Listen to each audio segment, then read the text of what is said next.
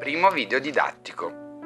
Vedremo il respiro, la chiave della pratica, e Samastiti, la posizione 0. I band e come approcciarli senza controllo mentale e tensioni fisiche, ma usando semplici spinte e connessioni che li attivano di riflesso, li vedremo in un video didattico specifico. Il respiro si chiama Ujjayi, che significa vittorioso. L'Ujjayi è un respiro che viene fatto attraverso il naso. Un respiro molto profondo dove avviene una lieve chiusura della glottide. Come si attiva l'Ujjayi?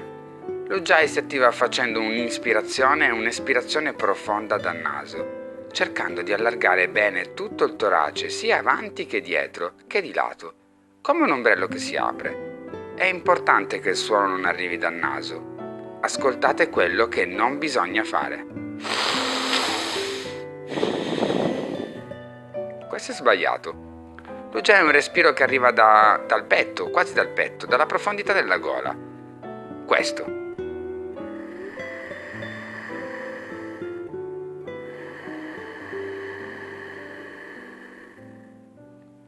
Vi ricordo che l'Ujjayi è un pranayama, cioè un controllo del respiro. Grazie a questa tecnica attiviamo il respiro globale, il diaframma si apre, l'aria entra più calda e il respiro si fa più lento e profondo. Samastiti invece significa stare dritti, è la prima posizione della serie. Dobbiamo stare dritti come dei soldatini, i piedi sono ben ancorati a terra. Il nostro peso poggia sui piedi in modo bilanciato. Il peso non viene scaricato solo sui talloni o solo sull'avampiede. Le dita dei piedi sono ben distese, rilassate e allargate. Questa spinta dei piedi verso terra si riflette nelle gambe e inizia a salire. Per non bloccare questa energia che sale, bisogna tenere il ginocchio lievemente flesso.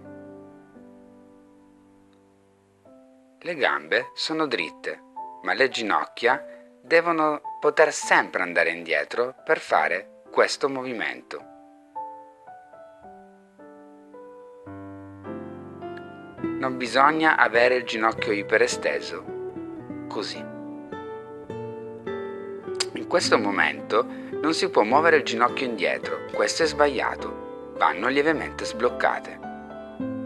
L'energia continua a salire e nel bacino, che è il contenitore più energetico del nostro corpo, non deve essere bloccata.